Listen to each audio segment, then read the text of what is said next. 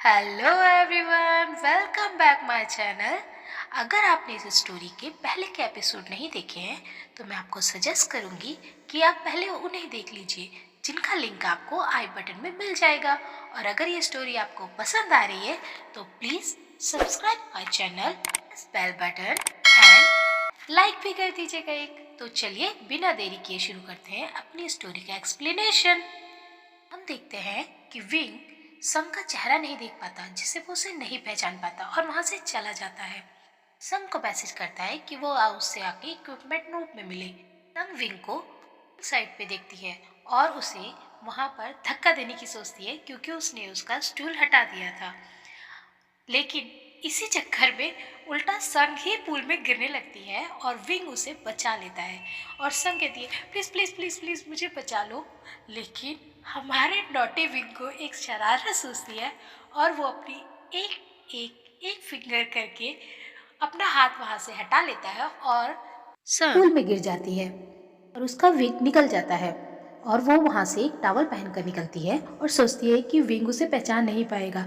लेकिन उस बेचारी को क्या पता, विंग को तो सिर्फ एक वही है जिसका चेहरा दिखाई देता है। विंग उसे पहचान लेता है और समझ जाता है संग एक लड़का ना होकर एक लड़की है। वो सोचता है कि तभी वहाँ मिंजुन आता है उसकी सिग्नेचर लेने, और वो मिंजुन को ये बातें बताता है। तो मिंजुन कहता है कि ये तो अच्छा है ना कि वो एक लड़की है, अब तुम्हारी फीलिंग एक लड़की के लिए है ना कि लड़के के लिए। किंग उसकी बातों से इरिटेट होता है और कहता है कि वो सारी सच्चाई जाकर बता देगा। ऐसे ही विंग एडमिन डिपार्टमेंट में पहुंचता है। वहाँ संग आती है और उसे बताती है कि उसका एक बहुत बड़ा राज उसके पास है। आईडी कार्ड दिखाते हुए उसे बताती है कि उसने सीरियन यूनिवर्सिटी में अपनी जगह पर अपने मामा को भेजा है और यहाँ पर आकर वो लिंग यूनिवर्सिटी में आइस हॉकी खेल रहा है। और ये बात उसके ब्रदर ने उसे मैसेज करके बताई है, जो सियोन यूनिवर्सिटी में मिंजुन का रूममेट है। ये राज किसी को ना बताए तो उसे उसे अच्छी तरीके से ट्रीट करना होगा और उसकी हर एक बात माननी पड़ेगी। उससे पूछता है कि क्या वो ये नहीं जानना चाहेगा कि वो यहाँ क्यों आया है, बट सन कहती है कि वो इंटरेस्टेड नहीं है। और विंग के दिमाग में नई खुराफात आती है और वो वहाँ से निकल लेता है। ड्रोम में सिंगल रूम को पाने के लिए एक कंपटीशन होता है, जिसमें सिंगल रूम पे जो गोल करेगा उसको ही सिंगल रूम मिलेगा। बट संग ने बहुत कोशिश के बावजूद भी वो गोल नहीं कर पाती है और उसे डबल रूम मिलता है। विंग को वो इशारा करती है कि उसे सिंगल रूम पर ही गोल करना है, जिससे वो रूम बाद में हड़प सके। लेकिन विंग भी बहुत चालू होता है और वो उसी रूम पर गोल करता है जहाँ पर संग ने किया है।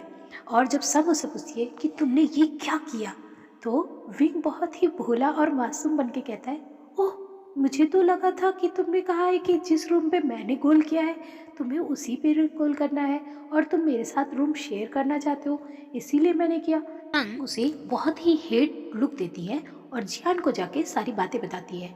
जियान उससे कहती है कि वो उसके लिए बहुत परेशान है, रूम शेयर करने की कोई ज़रूरत नहीं है और वो उसके पास आके रह सकती है। लेकिन संग कहती है तुम फिक्र मत करो, मेरे पास उसकी कमज़ोरी है और वो मेरे साथ कुछ भी नहीं कर सकता, और अब तो वो मेरा गुलाम है। और जैसे ही संग रूम में पहुंचती है तो विंग बाथरूम से कहता है कि प्लीज़ मुझे टॉवल देना, और संग कहती है तुम्हारी हिम्मत कैसे हुई मुझे ये बोलने की। विंग ऐसा प्रेटेंड करता है कि उसने कुछ नहीं पहना है और वो खुद ही बाहर आके टॉवल ले लेगा। संग डर जाती है और कहती है रुको रुको रुको, मैं टॉवल देती हूँ, और अपनी आंखें बंद करके उसे टॉवल देने जाती है। तभी विंग दरवाज़ा खोल देता है और संग से तेज विंग चलाता है आ। संग देखती है कि विंग ने तो पूरे कपड़े पहन रखे हैं, वो सिर्फ उसे टीज कर रहा था। और जब संग बाथरूम में होती है तो विंग ऐसा प्रिटेंड करता है कि कोई शैम्पू लेने आया है और वो बाथरूम में जा रहा है, और सब डर जाती है और फौरन अपने बालों पर कपड़ा लपेट कर बाहर निकलती है। तो विंग उसे बोलता है तुम्हारी टांगें तो बहुत ही खूबसूरत है लड़कियों की तरह, और सब गुस्से में वापस चली जाती है। बस इतने में नहीं रुकता, वो रात में संग को बोलता है कि उसे रात में नींद में चलने की बीमारी है और वो कहीं पे भी जाकर सो जाता है, और नेक्स्ट मॉर्निंग उसे याद भी नहीं रहता कि उसने क्या करा है। विंग पूरी तरीके से डर जाती है और पूरी रात जगती रहती है। सुबह जब विंग उठता है तो वो देखता है कि संग बिल्कुल भूतों की तरह बनी हुई है। तो संग को ख्याल आता है और संग सोच लेती है कि अब उसे अपना ये बैड लक ख़त्म ही करना है और उसे शेयरिंग रूम में नहीं रहना है। वो उसे फ़ौरन किस करेगी और यहाँ से चली जाएगी। इसके बाद संग प्लान करती है कि वो बेहोश होने का नाटक करेगी और विंग जब उसे सीपीआर देगा तो वो उसे किस कर लेगी और वो ड्रेसिंग रूम में जाकर वहाँ पर बेहोश होने का नाटक करती है। लेकिन पहले तो विंग डर जाता है, लेकिन बाद में वो संग की हरकतें देख के समझ जाता है कि सर क्या करने की कोशिश कर रही है और वो अपने मोबाइल पर देखकर ऐसा शो करता है कि उसे सीपीआर में सबसे पहले उसे चेस्ट पर प्रेस करना होगा। और जैसे ही वो प्रिटेंड करता है कि वो संग की चेस्ट पे प्रेस कर रहा है, संग होश में आती है और कहती है नहीं नहीं नहीं नहीं नहीं, वो अब बिल्कुल ठीक है, उसे उसे उसे होश आ गया, उसे ज़रूरत नहीं है। उसे भाग जाती है और एक्सरसाइज करते वक्त भी संग पूरा ट्राई करती है कि वो विंग को किस करे, लेकिन विंग बच जाता है। कोच माँ आके क्लास मॉनिटर के लिए सिलेक्शन के लिए बात करती है तो विंग अपनी स्मार्टनेस और ट्रिक से संग को क्लास मॉनिटर बनवा देता है। मिनजुन विंग से कहता है कि अगर उसे संग के लिए कोई फीलिंग्स नहीं है तो वो संग को सीक्रेटली प्रोटेक्ट क्यों कर रहा है। इस पर विंग कोई जवाब न देते हुए वहाँ से निकल जाता है और इधर संग जियान से विंग की शिकायत कर रही होती है कि कैसे उसने ट्रिक करके उसे मॉनिटर बना दिया। डिपार्टमेंटल स्टोर में ना संग से ये कहते हुए दोस्ती करती है कि वो अगर विंग की रूम पार्टनर है तो वो उसकी भी फ्रेंड है। और इसके बाद वुमेन्स इशू होने की वजह से संग प्रैक्टिस में लेट पहुंचती है और जहां पर कोच माँ उसे एज अ पनिशमेंट 100 गोल्स लेने को बोलती है। 70 गोल तक आते आते संग की हालत बुरी हो जाती है और वो गिर पड़ती है। विंग ये बात समझता है और जाके कोच माँ को कहता है कि संग उसकी वजह से लेट आई है कि उसने अलार्म को 1 घंटे पीछे कर दिया था।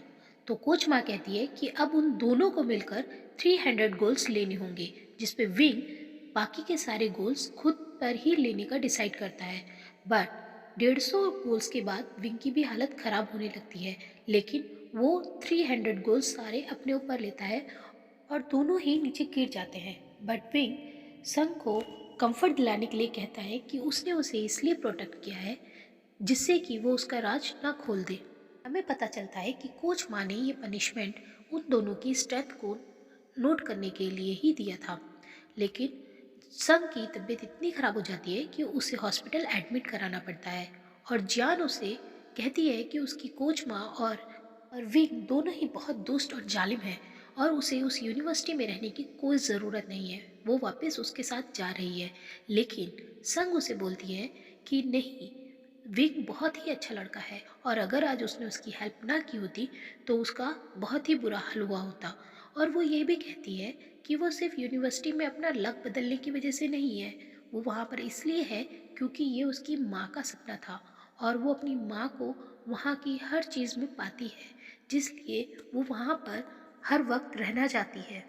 विंग ये सारी बातें बाहर से सुनता है और संग से इम्प्रेस होता है और उसे ये भी पता चलता है कि संग उसे किस इसलिए करना चाहती है जिससे उसका बैड लक खत्म होके गुड लक में बदल जाए। और संग ड्रोम वापस आकर विंग से कहती है कि वो उसकी आईडी डिलीट कर देगी और अब उसे ब्लैकमेल नहीं करेगी, जिस पे विंग उसे कहता है कि वो सोच ले, कहीं उसे बाद में इसकी ज़रूरत ना पड़े। जिस पे संग कहती है नहीं, उसने बहुत सोच समझ के ये फैसला किया है। तभी विंग उसे कहता है कि उसे सफाई करते हुए एक रेड डायरी मिली है, वो डायरी उसकी है। तो संग मना कर देती है और विंग उस डायरी को पढ़ने लगता है। विंग को किस करने के 100 तरीके। तरीका नंबर 1, झपट्टा मारो। तरीका नंबर 2, केले के छिलके पे गिरते हुए किस करो। तरीका नंबर 3, सोते हुए का फायदा उठाओ।